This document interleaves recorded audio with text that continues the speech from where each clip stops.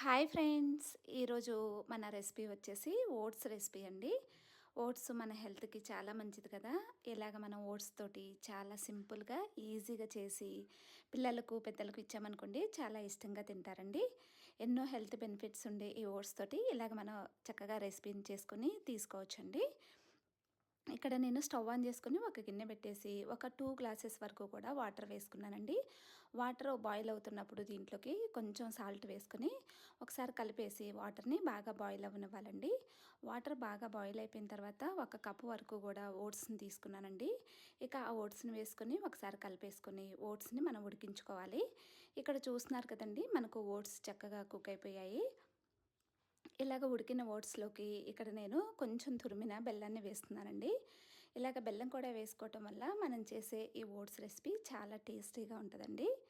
ఇలాగ వేసుకొని ఒకసారి కలిపేసుకొని బెల్లాన్ని కరగనివ్వాలి. ఇలాగ బెల్లం కరిగిపోయిన తర్వాత ఇప్పుడు దీంట్లోకి ఒక చిన్న గ్లాస్ వరకు కూడా కాచి చల్లార్చిన పాలు వేస్తున్నానండి. ఇలాగ పాలు పోసుకొని మరొకసారి కలిపేసుకొని ఇక స్టవ్ ఆపేసుకొని మనం సర్వింగ్ బౌల్‌లోకి తీసుకున్నామంటే ఎంతో టేస్టీగా అలాగే మన హెల్త్‌కి ఎంతో హెల్తీగా ఉండే ఈ ఓట్స్ తోటి రెసిపీ రెడీ అయిపోయిందండి. మీరు కూడా ఇలాగ ట్రై చేయండి. చాలా టేస్టీగా ఉంటది. ఇలాంటి మరిన్ని వీడియోస్ కోసం మన ఛానల్‌ను సబ్స్క్రైబ్ చేసుకోవటం మాత్రం మర్చిపోమాకండి. Thanks for watching. Bye friends.